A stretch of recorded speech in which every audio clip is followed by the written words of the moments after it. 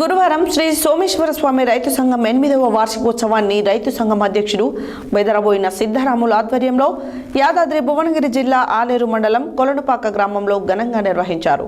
ఈ సమావేశానికి ముఖ్య అతిథిగా ప్రభుత్వ విప్ ఆలేరు ఎమ్మెల్యే బీర్లా ఐలయ్య పాల్గొని మాట్లాడారు. యాదాద్రి భువనగిరి జిల్లా ఆలేరు మండలంలో కొలనుపాక గ్రామంలో శ్రీ సోమేశ్వర స్వామి రైతు సంఘం 8వ వార్షికోత్సవ రైతు సంఘం అధ్యక్షుడు బెదరబోయిన సిద్ధరాములు ఆధ్వర్యంలో ఘనంగా నిర్వహించారు. ఈ సమావేశానికి ముఖ్య అతిథిగా ప్రభుత్వ విప్ ఎమ్మెల్యే బీర్లా ఐలయ్య పాల్గొని మాట్లాడారు.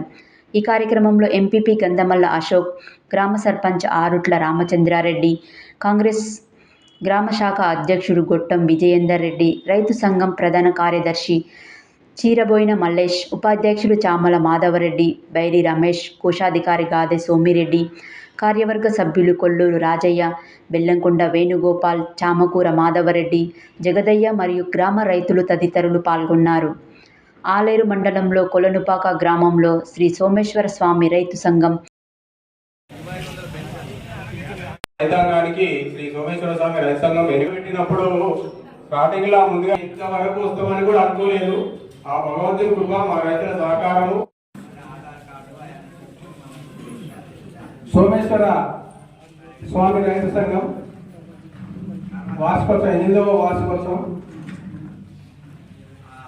దానికి సంబంధించి మా సభాధ్యక్షులు, సంఘ అధ్యక్షులు నివేదిక 8 సంవత్సరాలుగా రైతులు మమేకం చేసి ఈ స్థాయికి తీసుకొచ్చినటువంటి సంఘ సభ్యులకు పేరున ధన్యవాదాలు. మా అక్క జిల్లాలకు, మహిళలకు కార్యక్రమమైన శ్రద్ధతో తలపెట్టి ఒక మంచి మనసుతోటి ఎంతమంది స్టార్ట్ చేసామని కాదు, ఏ స్థాయికి తీసుకుపోయినా ముఖ్యంగా 20 మంది నుంచి 500 మంది దాకా ఈ సంఘం పెరిగిందంటే రైతులు ఉన్నటువంటి నిజాయితీ, సేవ చేయాలనే గుణం.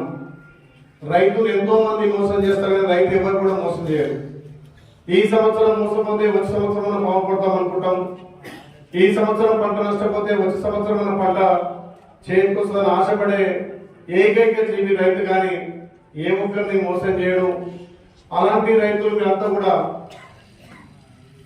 ఏ నీడ లేనప్పుడే 20 మందిగా భూమి కూడా ఇలా ఇంత పెద్ద భవనం నిర్మించుకుంటే మీలో ఉన్నటువంటి ఐక్యత, రైతులు ఉన్నటువంటి నిజాయితీ మిమ్మల్ని స్థాయి తీసుకొచ్చింది.